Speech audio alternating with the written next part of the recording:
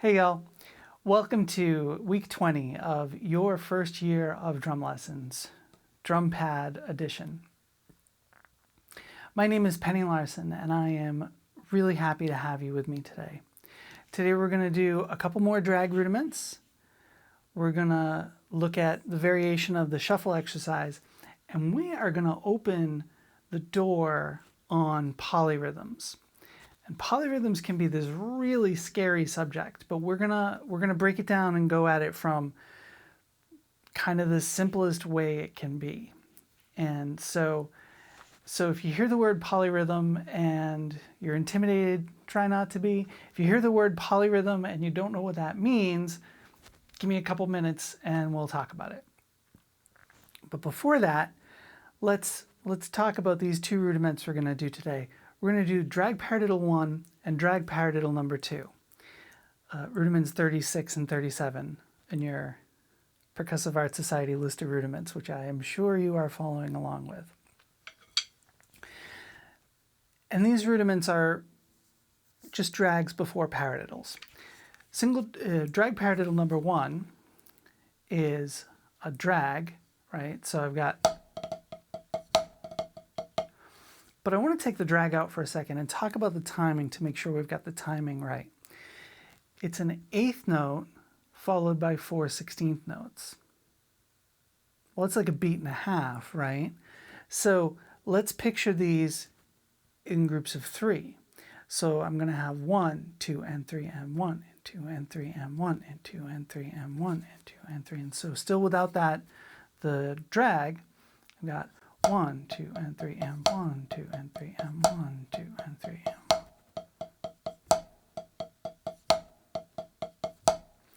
And then you've just got to put that double in the middle.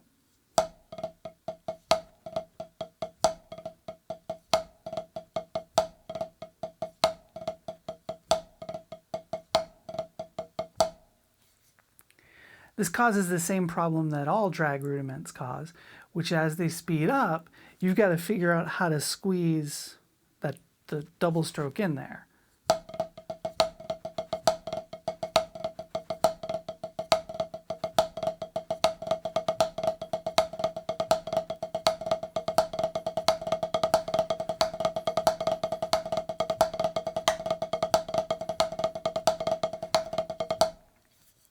And it's gonna necessitate a change in articulation. There are just so many notes. If I'm playing this really slowly, I might leave a lot of space between that first note and the double so that the double feels closer to the paradiddle, right? So let's see if we can do this real slow. 1, 2, and 3, and 1, 2, and 3, and 1, 2, and 3, and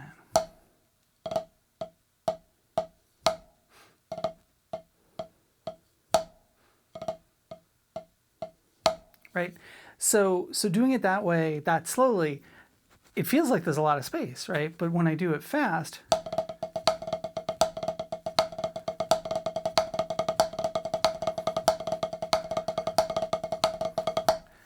there's no room, right? And so that's the tricky part with some of these drag rudiments, is figuring out just where to place that double stroke, okay? Those two notes. And some of these,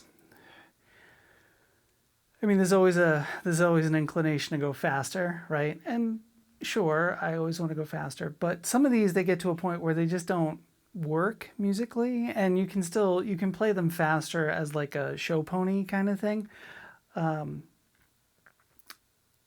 but they don't work, if that makes sense. So keep that in mind as you're working on these. Try and get them faster, sure, but when you're trying to cram drags in there, to what end, I guess, is like, are you trying to go faster because it's cool and you can say, oh, I can do drag paradiddle number 1 at such and such beats per minute, or because it actually sounds good, right? So keep that in mind when you're working on anything, but especially these drag rudiments, I find they can really get crowded sounding, and it's fine to play a lot of notes, but if things sound crowded, that's not good. I'm apparently in an editorializing mood today. So that was drag paradiddle number 1. Drag paradiddle number 2 is the same thing, just with another drag in the middle there. So now our group is 2 eighth notes and 4 16th notes. So now it's 2 full beats, right? So this one is gonna work more in 4/4. 1, 2, 1 and 2 eana, 1 and 4 eana, 1 and 2 eana, 3 and 4. And let me just play that rhythm for you so you can see it without the doubles. 1 and 2 eana, 3 and 4 eana, 1 and 2 eana, 3 and 4 eana, 1. Okay, piece of cake, right? We've done paradiddles to death at this point, assuming you're doing what I tell you. We've done a lot of paradiddles, right? So paradiddles shouldn't be a problem. So now we're going to put 2 drags in front of the paradiddle.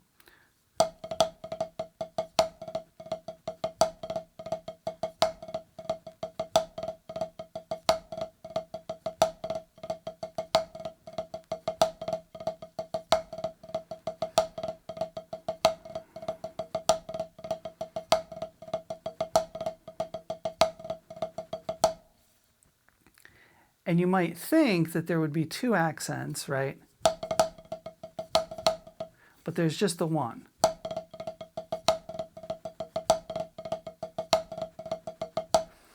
And same thing, as this speeds up, you've got to get those drags in there.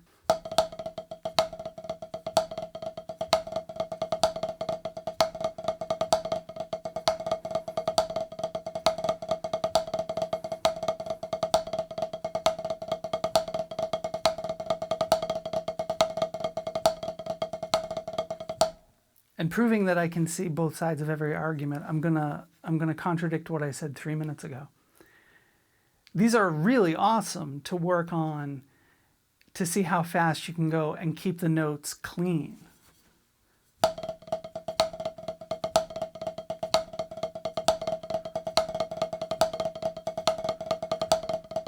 Right? The pushing yourself to cram all those notes in is a really great exercise in keeping your notes, keeping that clarity, even when you're trying to cram a lot of notes. So y'all are familiar with, balance. So there you go. There was my balanced opinion, is, wow, sometimes playing these too fast can sound cluttered, but maybe that just means you're not playing them clean enough. So, and to be clear, I'm talking to myself there too, right? Like I want to play these faster and I want to play these with more clarity. So there's that. So our second thing today, we're going to work on the variation of the shuffle exercise.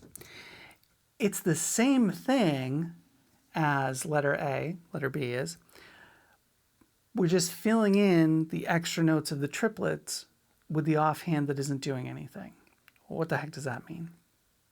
Last week, we introduced the shuffle, and we said that it was the first and third note of a triplet. 1, 2, 3, 1, 2, 3, 1, 2, 3, 1, 2, 3, 1. So what I'm going to do this week is fill in that 2 with the other hand. So 1, 2, 3, 1, 2, 3, 1, 2, 3, 1, 2, 3, 1, like that. And so I take the shuffle exercise from last week, and I'll just do the first line of letter A, 1, a 2, a 3, a 4, a 1, a 2, a 3, a 4, and a 1, a 2, a 3, a 4, a 1, a 2, a 3, a 4, and a 1. And I just fill in that extra note with my offhand, right? So 1, 2, 3, 4, 1, 2, 3, 4, and 1, 2, 3, 4, 1, 2, 3, 4, 1. Besides that, the exercise is exactly the same. I'm going to play through it slowly for you so you can see how that sticking works, and I'll count by triplets, right? 1 triplet, 2 triplet, 3 triplet, 4 triplet, like that. Here we go. 3 triplet, 4 triplet, 1 triplet, 2 triplet, 3 triplet, 4 triplet, 1 triplet, 2 triplet, 3 triplet, 4 triplet, 1 triplet, 2 triplet, 3 triplet, triplet, 4 triplet, 1 triplet, 2 triplet, 3 triplet, 4 triplet, 1 triplet, 2 triplet, 3 triplet, 4 triplet, 1 triplet, 2 triplet, 3 triplet, 1 triplet, 2 triplet, 3 triplet, 4 triplet, 1 triplet, 2 triplet, 3 triplet, 4 triplet, 1 triplet, 2 triplet, 3 triplet, 4 triplet, 1 triplet, 2 triplet, 4 triplet, 1 triplet, 2 triplet, 3 triplet, 4 triplet, 1 triplet, 2 triplet, 3 triplet, 4 triplet, 1 triplet, 2 triplet, 3 triplet, 4 triplet, 1 triplet, 2 triplet, 3 triplet, 4 triplet, 1 2 1 2 3 1 2 3 1 2 1 2 1 2 1 2 1 2 1 2 1. The transition is almost easier.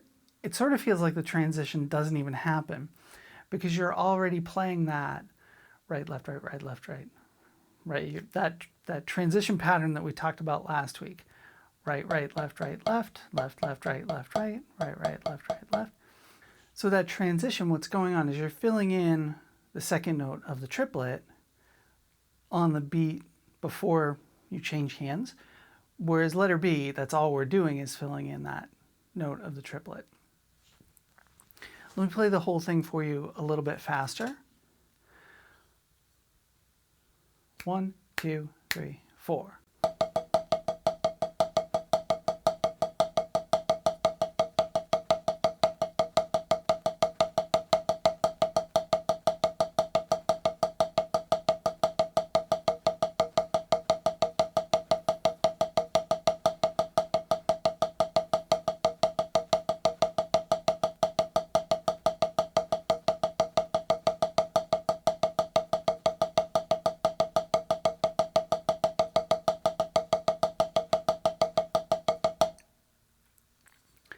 I'm going to do that same thing, but I'm going to play my right hand on the neoprene part of the pad so you can hear the shuffle and the filled in note as they go together. 1 2 3 4.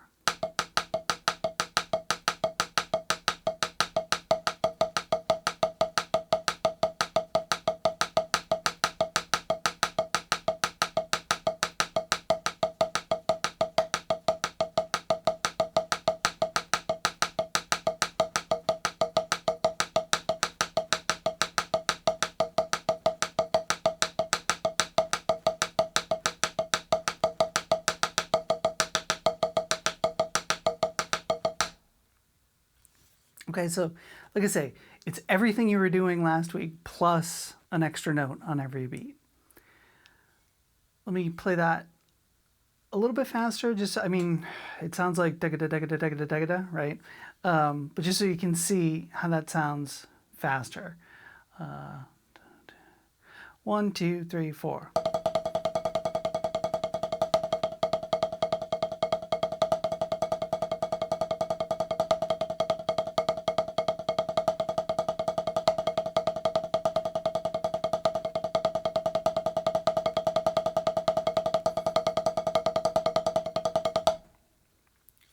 Right, when you're playing it like that, ideally, all the notes should sound perfectly even.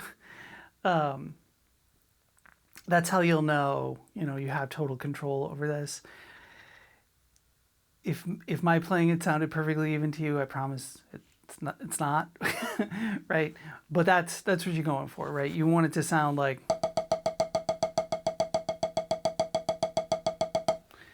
perfectly even. When you're playing paradiddles, double stroke rolls, your goal, at least at some point in your playing, should be to be able to make the pattern sound perfectly even. A lot of the patterns that we play, part of the reason we play them is ancillary things, right? Like we need to change hands, or we want to, do a move or something, right? But it isn't sound. We want it to sound the same even while we're playing that extra note or that sticking, right? And so same thing here. When I played on the neoprene and the gum rubber, you can really hear that separation, right? But when I play both on the gum rubber,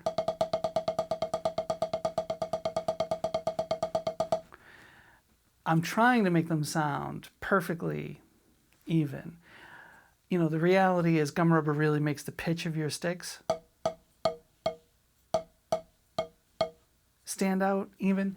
And so even just that, even just the pitch difference on your sticks can make things sound uneven. But if you're not close enough that you're wondering, wait, is that the pitch difference of my sticks, or do I need to adjust one hand or the other? If you're not that close, right, that you're thinking, is it my sticks, is it my hands, right, then get it more even, right? Like, I vacillate. There are times where I think, yes, I think I'm playing that evenly, and I think it's the sticks. And then there are times where maybe it is the sticks, but my ear is catching it, and I think it's not even enough. So I try and make it more even. So that's letter B. That sheet, as always, will be down below as a PDF for you to print out if you didn't print it out last week. I love saying print it out, even though I know that it's 2020 and the number of you printing these out is probably small.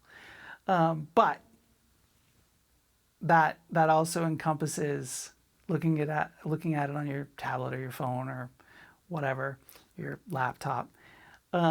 So try not to just learn by watching me play. Try to also look at the sheets that I'm giving you. It'll help your reading, even if it's something you don't really need the sheet. Even if you just look at it and kind of reinforce in your head, oh, that's what that looks like, that will be helpful. So I want to start polyrhythms today. Polyrhythms are more than one rhythm at the same time. We don't usually use the term when we're speaking that generally, right? Polyrhythm could be quarter notes and eighth notes together. That could be a polyrhythm. We usually don't mean that. We save it for when there are two or more rhythms that kind of cross over each other along their path. And let's talk about what I mean by that. So I'm in 4/4. I used graph paper to try and make sure that the notes were even, because writing by hand, you can get close, but I have trouble getting exact. So I used graph paper so we could see really even spaces. Each square is going to count as 1/6 of a quarter note. So each quarter note is divided into 6 boxes. 1, 2, 3, 4, 5, 6. 1, 2, 3, 4, 5, 6, and so on. 6 is an important number for us because it is divisible by both 3 and 2. And so when I divide 6 by 3, which is what I do when I want to play 3 notes to get an eighth note triplet, now each note is going to happen every other box, because an eighth note triplet, if a beat is divided into 6 notes, that's a 16th note triplet, right? And so an eighth note triplet is each note takes up 2 notes of a 16th note triplet. And so I've got 1, 2, 1, 2, 1, 2, 1, 2, and so on, right? If I divide those 6 notes by 2, I get 3. And that's what I want for eighth notes. So each eighth note is 3 boxes. 1, 2, 3, 1, 2, 3, 1, 2, 3. You'll notice that there's a crossover here. This second eighth note is between the second and third note of the eighth note triplet. And that's the tricky bit. And that's the reason we're counting to 6. Okay, and so you can see down here, I've got the first note is together, and then there's a space where neither of them play. And then I play the second note of the triplet, and then the second note of the eighth notes, and then the third note of the triplets, and then there's another space where neither play. So I can count this in 6. I can also count it as a group of 3, 1, 2, and 3, because that second note with the eighth note is right between the second and third note of the triplet. Is this mind melting or what? So let's play this stuff, because I think it makes a lot more sense playing than worrying about counting at first. So if I have quarter notes, let's do both triplets and eighth notes against quarter notes first. So I've got quarter notes, 1, 2, 3, 4. Triplets will be 3 for each of those.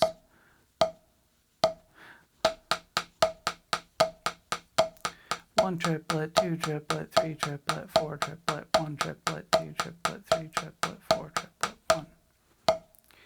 So now let's do eighth notes. So this is still my quarter. 1 and 2 and 3 and 4. 1 and 2 and 3 and 4 and 1. Now let's go back and forth between those.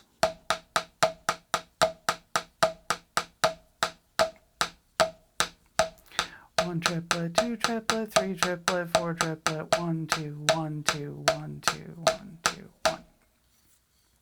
So now the trick is to put the 3s and the 2s together.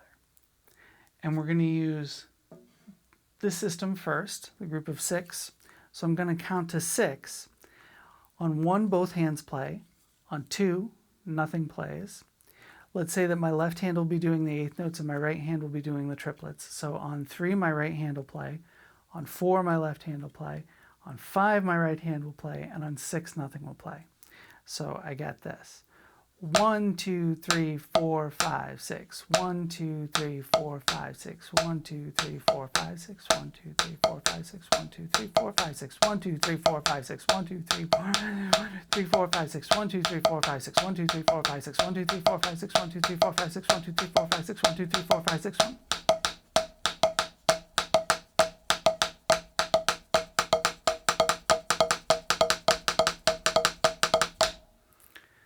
The other way to count is 1, 2, and 3, 1, 2, and 3. It comes out exactly the same. Together on 1, and then 2 and 3.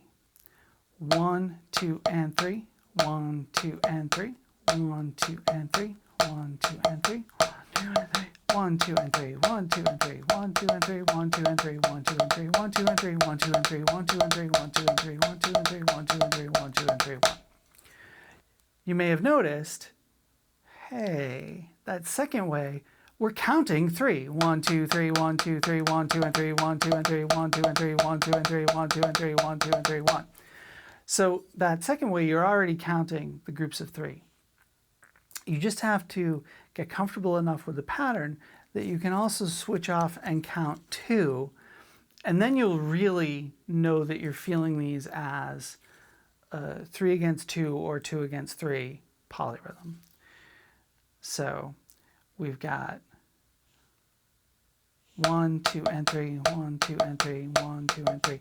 So I'm going to change. I'm just going to count my right hand as 3. 1, 2, 3, 1, 2, 3, 1, 2, 3, 1, 2, 3, 1, 2, 3. Then I'm going to change. I'm going to switch my brain off from the 3s, and now I'm going to count 2. 1, 2, 1, 2, 1, 2, 1, 2, 1, 2, 1, 2, 1, 2, 1, 2, 1, 2. And now I'm going to go back and count the 3s.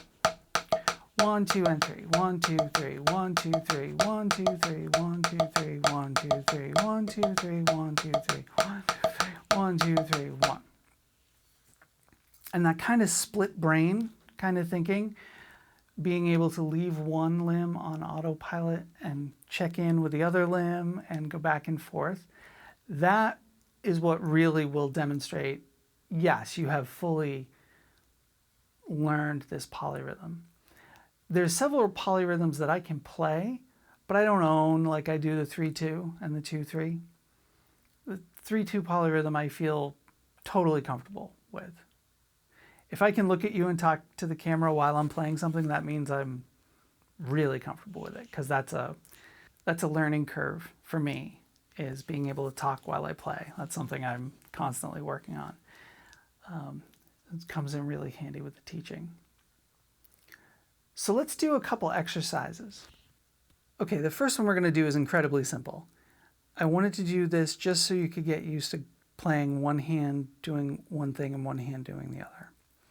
And then the second one is really simple too. We're going to do quarter notes with eighth notes and quarter notes with eighth note triplets, just to get that in your hands. And then we're going to do 2 in one hand and 3 in the other. And I want you to work on this both ways. And then our last one, we're going to switch back and forth. And that's the one where the rubber meets the road, right? If you're really in control, you can do that one. I'm totally going to burn through the first two because they're super simple.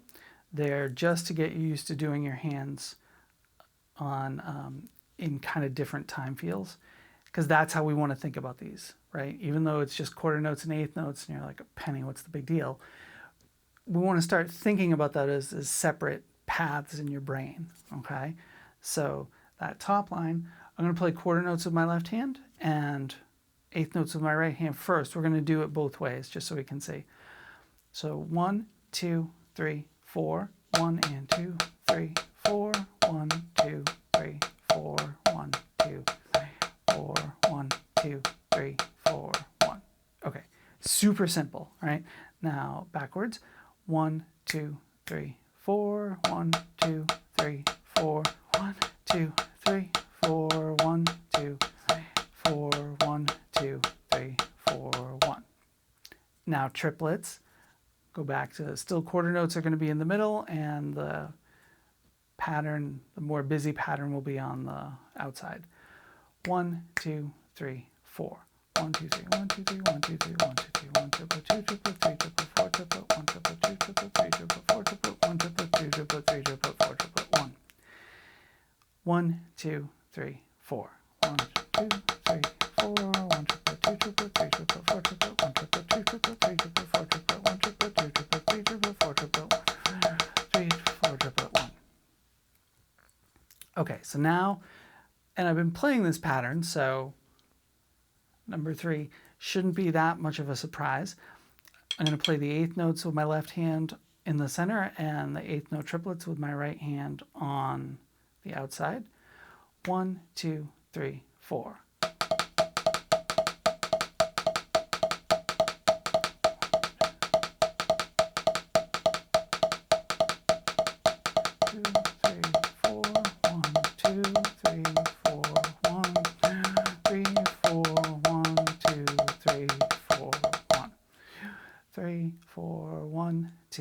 Ready, go.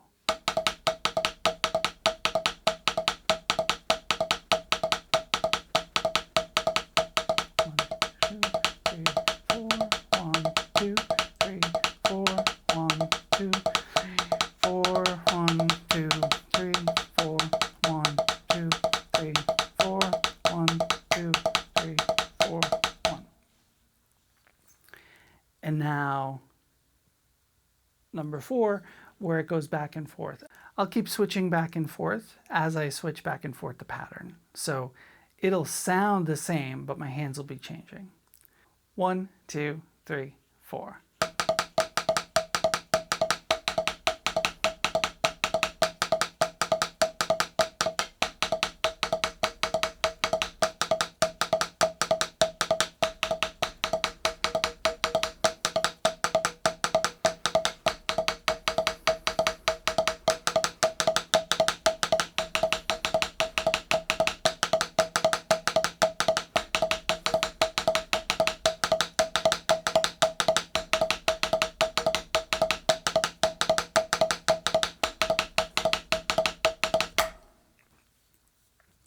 Okay, play this a ton, right? I say this all the time. It's almost like it's true. So this one is very much a feel thing, right? the part with the 1, 2, and 3, 1, 2, and 3, 1, 2, and 3, that will be really helpful in terms of you learning how to do this from a physical standpoint. But until you can really lock into the 1, 2, 3, 1, 2, 3, 1, 2, 1, 2, 1, 2, 3, 1, 2, 3, 1, 2, 1, 2, 1, 2, 1, 2, 3, 1, 2, 3, until you can really lock both sides of your brain into that feel, right? Fully inhabit the group of 3, fully inhabit the group of 2, and really understand where they're falling. You won't really have it, right? Polyrhythms are fascinating because they really, to really own them, you can certainly learn them as a series of, learn 5 against 4 and use a series of 20 notes and, count and put every note in the right spot, and you can play it. But until you can comfortably count 5 and 4 while they're both playing, I think that means you don't own it, right? I'm a little rusty on polyrhythms. Honestly, I took a course on polyrhythms too when I was at Berkeley from my really dear teacher, Ed Kaspick, who has since passed. But he was all about just feeling it, right? I'll never forget when there was a group of 5 against 2, he said, I tell myself I have 2 beats and I need to play 5 notes, and I just go, and I'm like, wow, right? So he was really just feeling the groups and not obsessing about all the, lowest common multiple and figuring out, okay, well, so if it's 7 against 9, I need how many notes to figure out exactly where everything goes. That's how I have to do it. I have to figure out the multiples and count all the little things. That's how I have to do it at first. If I just try and throw myself at feeling it with some of the harder ones, it'll take, I probably won't live long enough to get them that way. So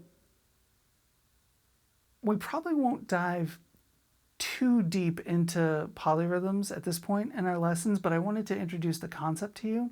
And because we've been doing triplets and shuffle, there's actually a couple beats patterns that we've been playing in our drum set lessons that are using a quarter note triplet kind of feel, and the way it's being played, it kind of feels like it goes against the half note feel of the snare drum, right? The snare drum is on 2 and 4, and the quarter note triplet surrounds the 2 and 4, and it creates this sort of polyrhythm kind of feel.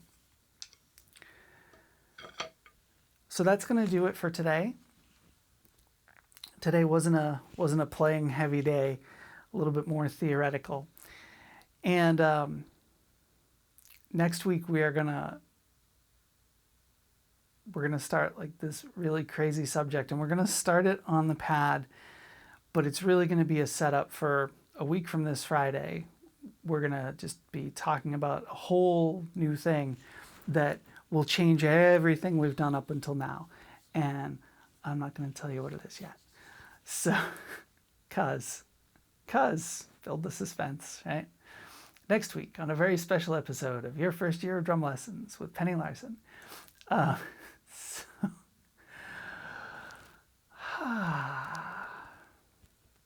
See, that's the deal, right? Like, I get through my stuff, and then at the end, if you want to hang out and listen to me ramble for a minute or two, that's beautiful. And if not, we're done with our stuff, so go ahead. You know the deal, right? Like the video, subscribe, see you on Friday. Find me on Facebook and Instagram. But yeah, so I'll see you Friday. We're going to do more. We have one more pattern in our sort of shuffle triplet kind of vibe. And we're going to talk a little bit about some triplet and shuffle fills and how those might work. And then next week, we're going to totally flip the table over and talk about something that will affect, like I say, pretty much everything we've done up until now, especially for the drum set. Next week is going to be gain a new level of depth, is pretty much what I'd say. All right, so I hope you all are doing well. I hope you all are practicing. I hope you are having a nice week so far. If you're in the US, I hope you had a nice Memorial Day weekend. I hope you're all staying safe. Okay, so I will see you guys on Friday for the drum set. Take care. Love you guys. Bye.